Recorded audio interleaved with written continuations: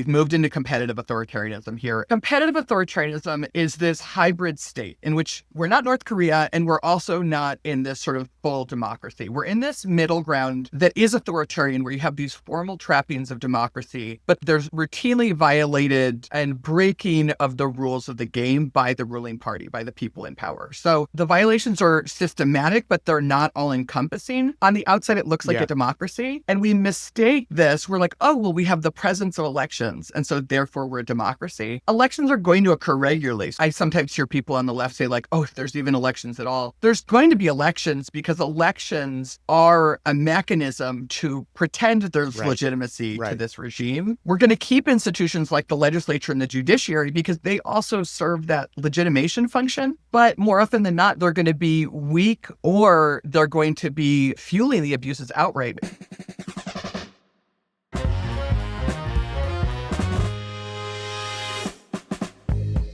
Welcome back to the Campaign Strategist, where we dig into the art and science of advocacy and how to overcome the challenge of the Trump times. I'm Pete Altman, your host. If you value what we're doing, please like, share, and subscribe here or on Substack. Today, we are joined by Tara Buss, a dedicated social science researcher with over a decade of experience tackling some of the most important political and social questions of our time. Tara is Senior Director of Research at the Research Collaborative, a trusted hub for research, strategy, messaging, and convening in the progressive space. The collaborative works with national, state, and local partners to advance the vision of a truly equitable, multiracial democracy. They're known for generating and sharing cutting-edge research, message guidance, and strategic approaches that help organizations respond to today's crises while building a compelling, long-term narrative for democracy. Hundreds of groups rely on their research to guide their messaging, and so do I. Tara, thank you so much for joining us. Thank you so much for inviting me. It's wonderful to be with you today. I'd like to start off just by hearing a little bit about your background and how you got into this line of work. I would say, my mom was really hugely influential in me getting into politics. She was a precinct captain for the Democratic Party in Ann Arbor, where I was growing up, and used to go canvass with her, stuff envelopes at the Democratic headquarters in town. And she had sort of like this ironclad sense of justice that I think really framed a lot of my childhood. My interest in politics took a little bit of a pivot when I went to college. I went to UC San Diego. I had Mexico kind of burst into my life in this big way. I had friends from Mexico, was near the border, regularly was crossing, and ended up getting really interested in Mexican politics. And so my background is actually a little bit unusual for this space. I have a PhD in political science from Berkeley with a focus on Mexican politics. And I specifically focused on the way that violence shapes public opinion, including candidate and policy preferences. Did consulting work in Mexico in 2018 around their presidential election for presidential gubernatorial candidates. And then decided academia really wasn't for me, loved the consulting world, and finished up my PhD. And then January 6th happened. And I was living in Mexico at the time and had done all of this research really focused on perceptions of violence and trying to understand violence. January 6th happens, and I'm watching from abroad, and I felt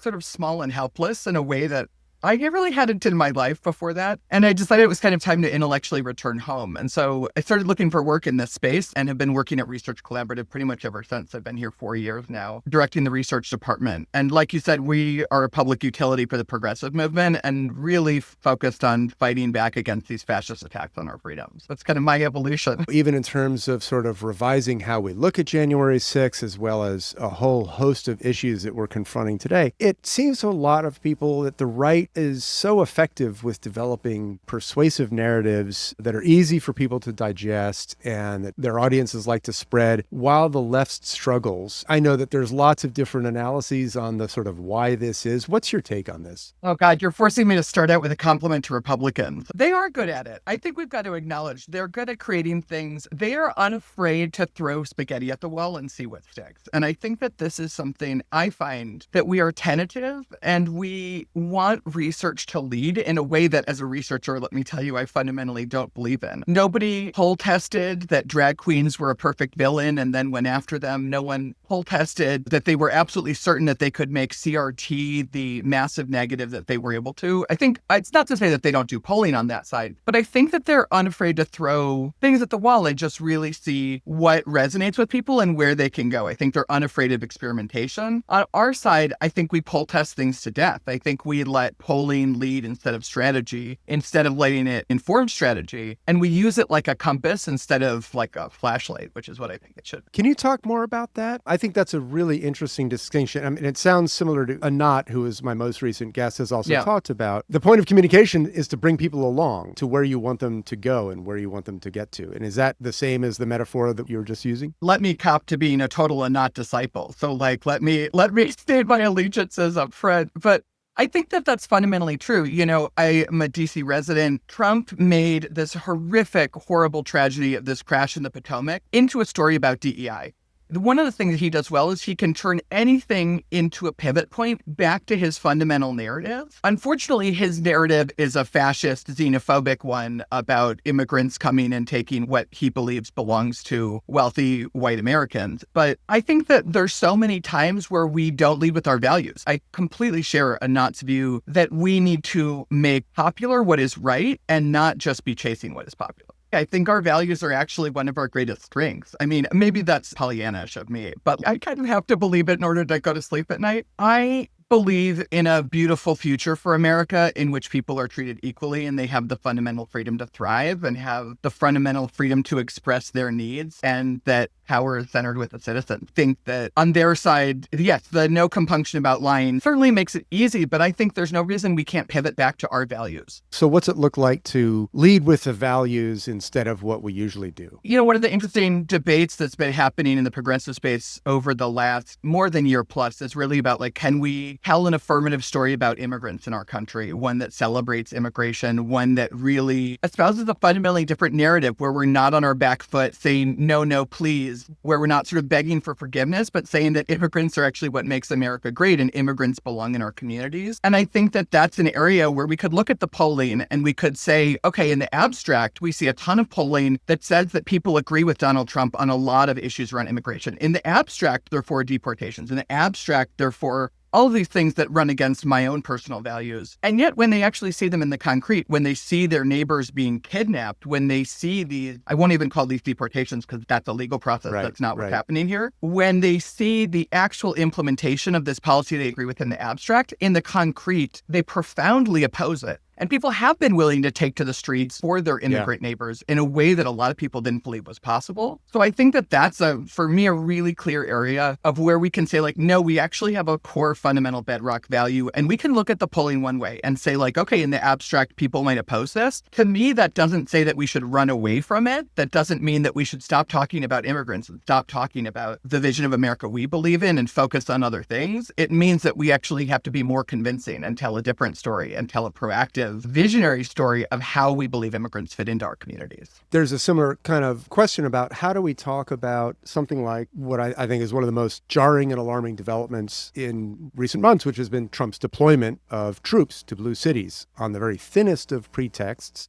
claiming crime. Yep. So we have big themes here: immigration, crime. First LA, now DC, and he's threatening more to come. Of course, Chicago is first on that list. How do you think progressives should be talking about this? Because we could talk about it in the broadest terms, like this is a fascistic, militarized takeover. How should we talk about it? I think the thing we shouldn't do is to buy into their framing and to accept the grounds that this is about crime. There is no level of crime that makes martial law in this city, okay? There's no level of crime that makes this fascistic takeover, which is what it is, okay? So, I'd say start with that. For me, I think there's a few different things. I think we've got to hold this tension of the big picture while talking about how it harms people individually. And I think one of the traps that we can get into is not toggling between those. My background, like I said, I have a PhD in political science. I'll tell you, as a political scientist, we have entered competitive authoritarianism. Mm-hmm. This is a murky hybrid. Yes, we see the presence of elections, but where institutions are fundamentally appended, the rules of the game have fundamentally changed, and there's systematic violations of them. This is one in which we have a fascist ideology. And so you're seeing this hearkening back to a golden past with this sort of mythologized, oh, we were once great, we must return to that. And the thing that's getting in our way raise this sort of xenophobic rhetoric. It's the immigrants that are to blame. I mean, from literally when Trump came down the elevator, the vilification of Mexicans set the tone that he was going to be sort of very openly fascistic in his rhetoric. I think we also have to talk about everyday harms. My problem is not with fascism in the abstract. It's that it makes me less free. Right. Like, my problem is not with fascism in the abstract. It's that you're kidnapping my neighbors. And it's not that, like, we always talk about this poem, you know, like first they came for the trade unionists and I was not a trade unionist. And I think in this moment, we have to realize that in a sense, we actually are all trade unionists. We are all the people at the center. I'm a Mexican citizen. I lived there for 10 years. I got naturalized as Mexican. They're talking about me too. When they're talking about women, they're talking about me too. When they're talking about changing the rules so that my vote doesn't matter, they're talking about me too. Yes, I want people to have empathy, but I don't even have to go to empathy.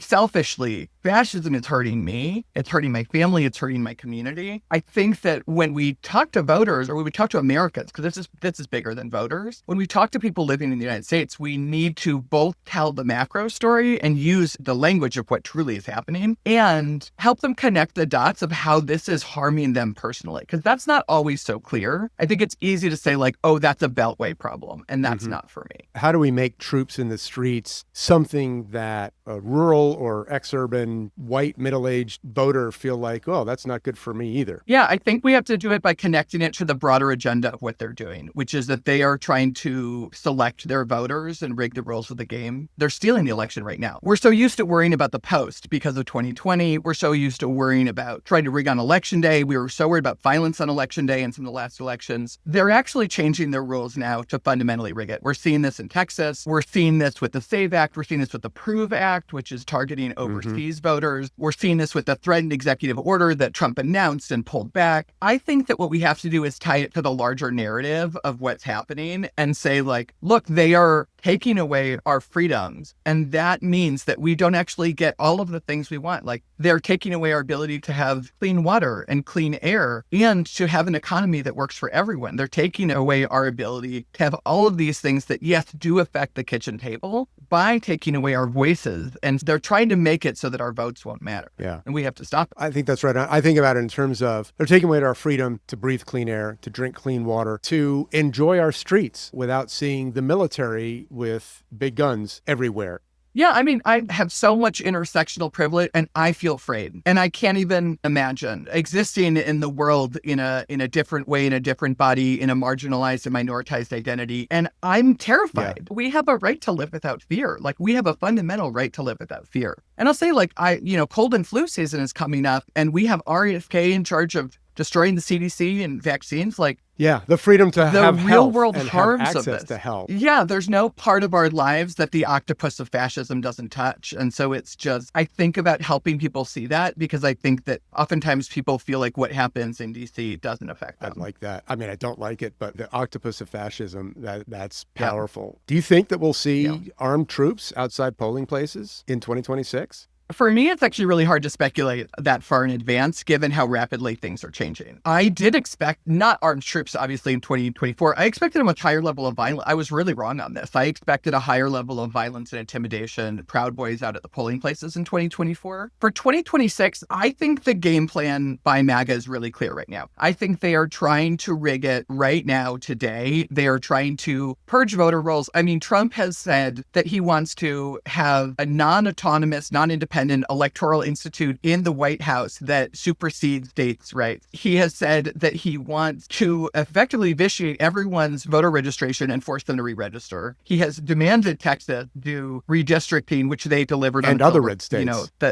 Yeah. Exactly, to basically redraw the lines to make the maps wildly unfair. He wants to end automatic voter registration and vote by mail. A third of the country votes early or votes by mail. A third of the country. This is something to stop people from voting. And this also affects their voters too. The problem is that they don't care because they're not planning on competing outright. They're not trying to compete. That's why they don't care if their policies are wildly unpopular. They're not trying to compete in an open playing field. They're trying to steal it. And so, I mean, they're trying to rig it. And so from my perspective, our job is like, we can't wait till 2026. We can't wait till November of next year. We have to embrace fundamentally long-term non-compliance, resistance, protest, direct action in order to stop this now. Otherwise, 2026, what that's going to look like is going to be worse than our nightmare. Will you talk more about what that looks like? Yeah, there's fantastic research by Maria and Stefan, Erica Chenoweth, Hardy Merriman on non-compliance, on nonviolent civil resistance that really talks about when you're in this moment where the democratic institutions are fundamentally under attack. And we've moved into competitive authoritarianism here. And when you're in this moment, it's actually not entrenched. Theorized by Steve Levitsky, a Harvard professor in political science, competitive authoritarianism is this hybrid state in which we're not North Korea and we're also not in this sort of full democracy. We're in this middle ground that is authoritarian where you have these formal trappings of democracy, but there's routinely violated and breaking of the rules of the game by the ruling party, by the people in power. So the violations are systematic, but they're not all encompassing. On the outside, it looks like a democracy. And we mistake this. We're like, oh, well, we have the presence of elections. And so therefore we're a democracy. Elections are going to occur regularly. I sometimes hear people on the left say like, oh, if there's even elections at all. There's going to be elections because elections are a mechanism to pretend there's legitimacy to this regime. We're going to keep institutions like the legislature and the judiciary because they also serve that legitimation function. But more often than not, they're going to be weak or they're going to be fueling the abuses outright. 2024 may have been the last determinative election that we have, the last one that actually creates an outcome that reflects the will. I mean, and you could argue even if the last 10 years of elections have been fully free and fair, but without getting to that quibble, it's elections that don't actually change what the outcomes are. They've been quite systematic in attacking the system to make sure that they held on to control in 2026, no matter what. And then I think it just gets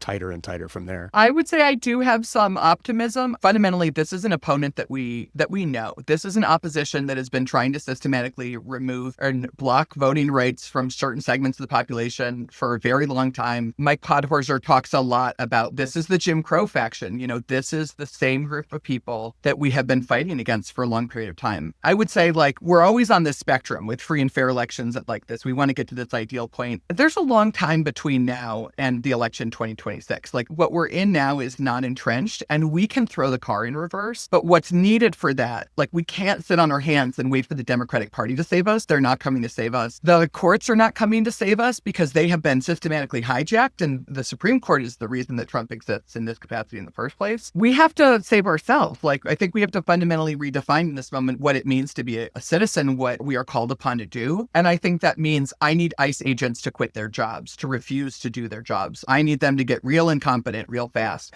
I need police officers to quit their jobs and to go public with the things that they've been asked to do. I need construction companies to refuse to build concentration camps. I need people to, yes, continue to boycott Target, which was one of these, companies that did this anticipatory compliance. Like, oh, Trump doesn't like DEI. Like, let's jump out ahead of that. We also need people to go to their town halls and to fight back against the, I want people yelling at Chuck Grassley. I want people attending these town halls and standing up and, yes, flooding their Congress people's phone lines and attending protests and. And I think this is a moment where we have to rethink the toolkit that we're used to just saying, like, it's going to be fine. Just show up every 2 years. It's all good. That's never been true. And it's really not true.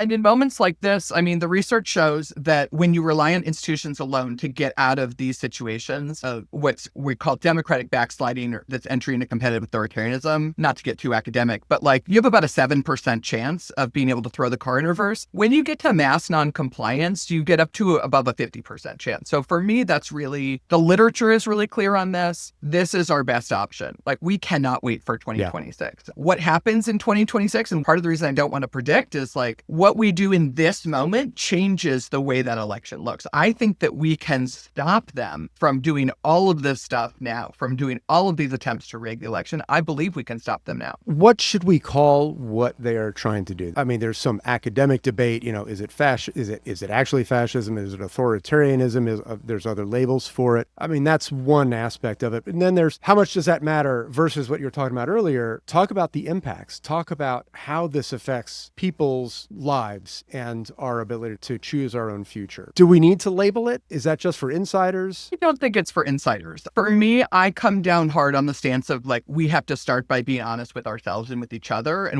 that means we have to call this what it is. And I do, for me, in the academic language, which is not a voter-facing language, this is competitive authoritarianism with a fascist ideology. But the label matters. Yes, I think we should. I don't need voters to be able to define fascism, to have a visceral negative reaction to it and know it's bad. So at Research Collaborative, we do 40, 60, up to 130 focus groups a year, sort of depending on the year. We hear voters volunteering this word dictator. He's a wannabe dictator. He's trying to act like a dictator. They talk about authoritarianism and they even talk about fascism sometimes. I don't need a political science definition for voters to get that these things are viscerally bad and that these are run counter to what we believe America should be. So for me, I start there. I think when we obscure the language, we obscure the problem. And I can't expect people to understand that elections were not perfectly free and fair before, but we have left the democratic playing field. Yeah. I can't expect voters to understand that we're in a fundamentally different time unless I use fundamentally different language. I hear the desire of a lot of my colleagues to meet people where they are. The problem is, well, one is that some are there. Some people are there and using this language already. And two, if I meet them at a place of, oh, everything's fine, I'm going to be misleading them. And if I use language that I used, like this is Team Blue against Team Red, and this is all normal, and this is a normal conservative administration instead of a MAGA regime, how can I expect them to take different action if the input is the same? And so that's where I start in a lot of All right. So what is the plain language way to say the big picture of what's going on? Like if you're in a diner talking to people, like the New York Times loves to do. God, this is why they don't let me into diners to talk to people. I'm like, this is like, they keep the academic. I'm like, they hide me behind the computer on purpose. I think that we can use words like dictator. I think we can use words like authoritarian. I talked about being a not disciple. And so any good and not disciple knows that when we're talking to people, we have to do values, villain, vision as our messaging strategy. So state our values, that makes a big we that positions a small group of people who are trying to do a bad thing and the large us that's against that. Name the people who are doing the harm. I call them MAGA Republicans.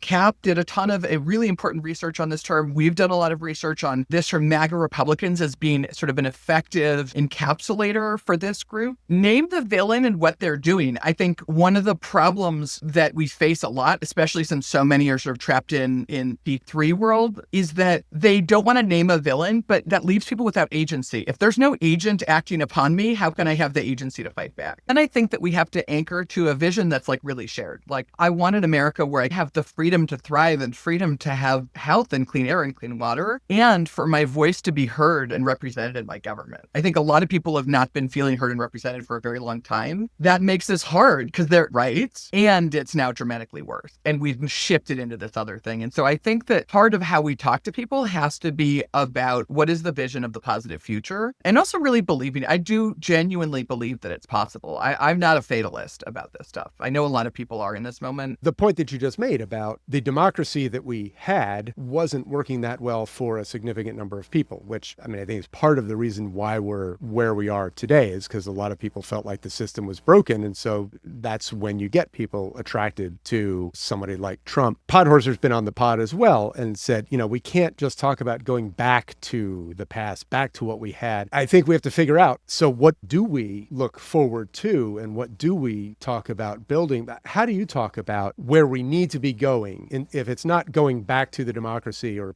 restoring what we had, what are we driving toward? I think for me, we're driving towards true democracy, which by definition is multiracial, which is by definition inclusive, which is by definition one that works for everybody and not just the wealthy white few. So I don't need the democracy with adjectives because it's all in the very definition of it. So I think that, there's some wonderful organizations that are working on what the specifics of that should look like. I was on a call this week with a fantastic organization, Democracy 2076, that's working on visioning for the future. I hope it's not going to take that long. Well, that's an anchor point of the sort of 300-year anniversary. Yeah, it's not. It's based on the 300-year anniversary. But I don't know what the new institutions will look like. If you're asking me, Tara, the voter, I want no Senate. I want proportional representation in a parliamentary system. I want multi-member districts. I personally am not a fan of federalism. I think it's terrible. Although at the moment, it's one of the major things standing between us and full-blown authoritarianism. So I'm paradoxically paradoxically grateful for one of the things I hate the most. But I think that that is a project for the people. Like, I think that fundamentally part of the problem is that we've had elites handing down what the future looks like. And you're right. Part of how we got here is that people were really unhappy with those outcomes. I think in some respect, people couldn't vote out capitalism, so they voted out the system that existed. But we need to acknowledge they're right. The system was broken. It's not just that we can't go back, we shouldn't go back. So for me, I don't totally know what comes next. I think what we need is a fundamental recentering of power in this country so that people are the ones holding the power and that the collective imagination of Americans is driving whatever comes next instead of another system handed down by a set of elites. So is that one of the reasons why we can't hope for the Democratic Party to save us from this? I think there's many reasons we can't hope for the Democratic Party to save us. I think oh God, where do we even start? Zooming out, opposition parties oftentimes in these moments are not effective vehicles of opposition. That's not just true in the United States. That's true more broadly. I think the Democratic Party is part of the same broken system in many ways. Like, we have super PACs. We outspent them. I mean, the Democratic Party is in bed with corporations. It pains me to talk about oligarchy while my best chance of getting rich myself is to follow Nancy Pelosi's stock tip. But another part of it is that they haven't. They've shown that they haven't, that they're unwilling. They want to introduce another resolution to wring their hands at Donald Trump. And I think there are some that are doing a great job. There are some that are really speaking to the moment at the national level. I mean, Jasmine Crockett, Jamie Raskin, some of these leaders are doing fantastic work. I mean, Pritzker, Gavin Newsom, who again, you've made me compliment someone that I don't really love to compliment, but Gavin Newsom, I think, is doing well. Ridicule is an incredibly important tool for fighting back. And I think he's embracing it in a way that's really working and breaking through. I think the Democratic Party doesn't have the institutional infrastructure. Like, part of the problem is that the power is in the Democratic Party too, not centered with the people. I'm not saying that they're nothing. I'm going to continue to vote for Democrats, but that's not our way out of this. When you talk about the need for people to mobilize now, what's the research say about how Americans see their role? I was struck by Kara Swisher in one of her pivot pods earlier this week was talking about older white women who were taping Mexican flags to their cars so that ICE would stop them and they could then waste the officers' time as a very small act of resistance. It's intriguing, the idea that there are an infinite number of ways to manifest resistance. But is that something that people are eager to do? I think that people are starting to understand that resistance takes all forms. I think that oftentimes people think like, well, I can't stand in front of an ICE vehicle myself. I can't do I can't lead a protest and therefore I can't do anything. You can throw sandwiches, like you can exactly put a Mexican flag on your bumper sticker. And we need the higher level acts of resistance too. I think that people are more and more seeing that their role in this is different. I think we hear it in these focus groups where people use very values-based and moral language, and they say they feel obligation, they feel civic duty to do what is called upon them in this moment, to stand up for their neighbors, to protect their communities. I'm optimistic that more and more are starting to see it. You do have some contrast, though. I mean, we actually just came out of the field with a poll this week. One of the things that we found in this recent poll is that 6 in 10 people say that by not participating in politics, they're letting other people make decisions for them. The same people, only 4 in 10 say they regularly take political activity. We're in this realm where a lot of people see it, but they've not yet done the thing. When we've asked people if they're opposed to Trump and have taken action against him, we get about 15% of people say that yes, they oppose Trump and have already taken action against him and the MAGA regime. Another 21% say that they are opposed to Trump and want to take action. So I think that gives us a bit of the ceiling. I think that there's a lot of opportunity for a lot more people to get involved. And I think that one of the things that we have to do in this moment is to talk creatively about what are all of the ways that you can get involved. What are all the ways that you can fight back, including, yes, wasting police officers' time. That could be the Mexican flag on the back of your car. There was a woman in LA who sat down in front of an ICE vehicle and it delayed them. It kept trying to physically remove her. The wonderful tow truck drivers in LA who keep towing their vehicles. I mean, really, people are getting creative. Here in DC at 8 p.m. every night, thanks to the wonderful leadership of Free DC, we're banging our pots and pans. Because part of how they win is by this idea that everyone is for this. They build this legitimacy by creating this specter of inevitability and by faking that we're all in favor of this. And so I think that the acts of resistance, they need to be large and small. Yes, we need to protest and get arrested and get in their way and get in their faces. And yes, we need to do a lot of those big things. And yes, I want people to quit their jobs and refuse to do their jobs and refuse to comply with this. Fantastic leadership from the CDC just this week on this. Yeah, absolutely absolute refusal to do unethical and immoral things, and the smaller acts. And part of that too is talking to friends and family and making sure that your neighbors know that you don't believe in this, and joining mutual aid groups. There's so many fantastic mutual aid groups have emerged out of this for trans people trying to protect themselves, immigrant communities protecting themselves. And I think giving money is something that people can do too. Like there's so many tools in our toolkit. The thing is we need all of them. I think we need to give a permission structure for people. It's okay if you can't do the biggest, highest asks. It's okay if you're doing the smaller.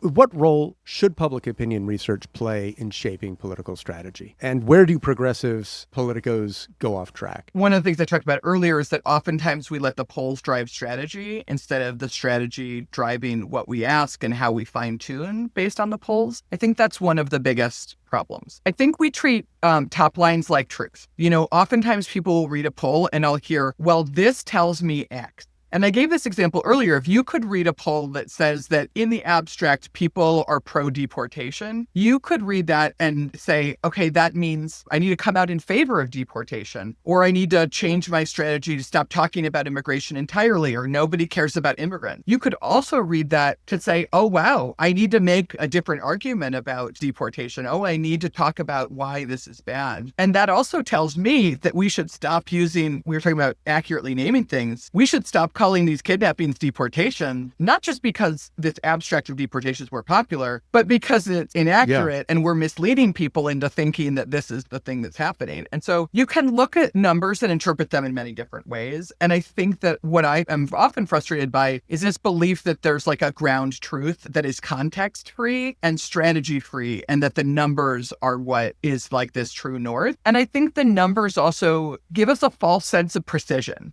I can say something 3 decimal points, and that makes me think that I've found some kind of underlying reality. And it doesn't take into account margins of error, like survey bias, the fact that I can't stick a thermometer in people's heads like I want to, like all of these different things. So I think in their worst, people use polling to shrink their ambitions and constrain what we do and how we operate to fit into a very narrow, hyper-literalist reading of something that, yes, is part science, but that is not the precise instrument that we treat it as. And like I said earlier, like a flashlight, not compass. It illuminates, but it doesn't tell us where to go. And that public opinion can be changed. It's not immutable. Yeah. You get a result back that doesn't look so good for your issue. That tells you what kind of work you've got to do in order to change it. But I'm also hearing you say, come at it with a more of a creative mind and not just say, well, because this many people think deportation in general is, the right thing to do. That's the end of how to think about that conversation. I think people often overreact to bad numbers and make dramatic overcorrections. But just in that example, too, like I said, what's happening that the regime is pretending is deportations, these kidnappings, this is wildly unpopular. And so people's desire for things in the generic is very different from how they're perceiving what's happening in the concrete. And this is part of the reason we ask hypotheticals sometimes too, but we do it knowing that we're asking people to tell us what they think they're going to think in the future. It's not an accurate reflection of what's accurately going to move them. This is, you're several steps away from whatever the ground truth is. Yeah. The polling sometimes just drastically oversimplifies things. Like one of the things I think we've seen a lot of YouTube interviews about lately is on the subject of deportation, like Trump voters who said,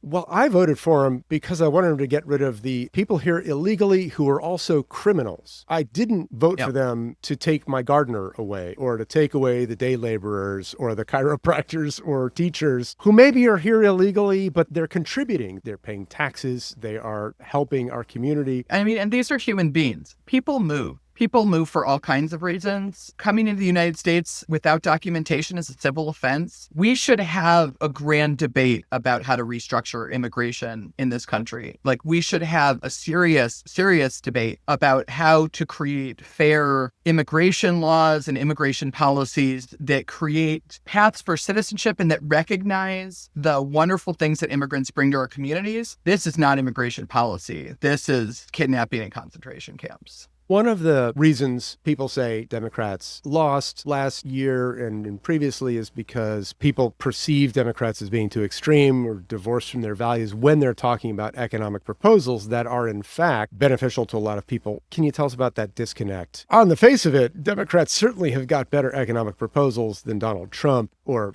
usually Republicans, but still people seem to credit them with, they know how to run the economy. Why does that happen? We can't back people out of their opinions. We can't show them 6 million charts about inflation and say like, oh, okay, now I'm going to reconsider how I feel at my kitchen table when I'm paying my bills at night. So I think that there's part of it is a disconnect in how we talk about those policies. I think part of it too is that I think people felt gaslit to some extent. I think that people felt like there was this disconnect of like, yes, we have great job numbers. Yes, inflation is down. Yes, there are all these good economic policies, but they were still hurting. I don't think that this is the sole reason that Harris lost, but I think that there was a real disconnect there. And I think that we tried to emulate Republican talking points. I mean, I think that just because people want lowered price of eggs doesn't mean that we should actually be talking about the price of eggs, because fundamentally that they've hijacked every time we're talking about the price of eggs. In a literal sense, we've moved into Republican turf and ground that they are more solid in. I don't feel like I have a really profound understanding of what to do next in terms of how to help people understand just how pernicious a lot of these economic policies are. I think one of the sad parts is that people are going to feel them, and I think they wanted something different. I don't think that they were sitting there saying, oh, I want this menu of policy options versus this menu of policy options. The economy, I believe, is going to get much worse. I mean, the independence of the Federal Reserve is something I think a lot of us are very concerned about. Yeah, and I think that it's a key problem to solve, but I think this is actually one of the areas where polling led us off track, that we saw that some of these specific arguments, like very specific arguments about the economy, were successful, and we ran toward that and didn't spend enough time talking about the bigger picture or landing it in a way that I think made people feel heard. Part of that was also a need to run away from Joe Biden and distance herself from Joe Biden. So you mentioned there are certain topics where Republicans are just going to be really strong. What are the strong things that progressives can talk about and connect their issues to? What are the values that really reflect what progressives in general are about and that resonate and is a good place for us to be? I think progressives is a different category than Democrats. So which do you want me to talk about?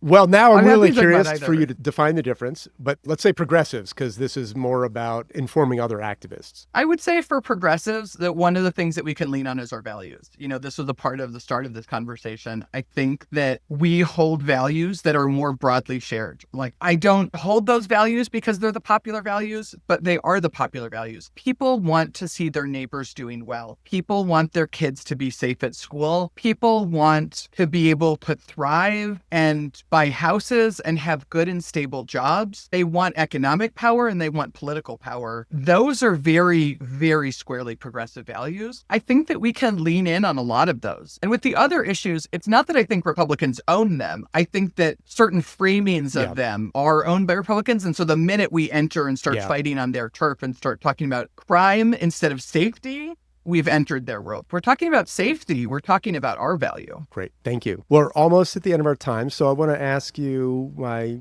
traditional closing question, which is, what is some advice or lessons that you learned that have been really valuable to you throughout your career? Oh, that's such a good question. I would say one of them is don't be afraid of being wrong and don't be afraid of admitting when you're wrong. I think that this is my academic heart. I believe that all my beliefs are falsifiable. And I grew up in an academic family too. This is generations this is my family's religion, is that a scientific mindset, hypothesis testing. I think we need to approach our work as hypothesis testing and think about the scientific method in that way as applying to just about everything. Like I said, I predicted much higher levels of violence in the last 2 elections on election day. I was wrong about that. And I think that that's important to say and important to reflect on. And why was I wrong about it? And interrogate that and think about what does that mean for next time, or what conditions were or weren't met. So I would say one of the things that I think has served me well is interrogating my own beliefs and really questioning them and being willing to try new things. Like, one of the things I always recommend And I say this to my team too, when we're sort of stuck and we're writing a poll. I say, like, don't be afraid to waste some questions and throw some spaghetti at the wall and see what sticks, see what we might uncover that's outside of the very, very specific scope of how we've defined this project. And yes, we should do things that stem from our strategy and in this way, but we should also not be afraid of experimentation. I think the Republicans actually give us quite a good example of that. They use it for evil. I would like to use it for good.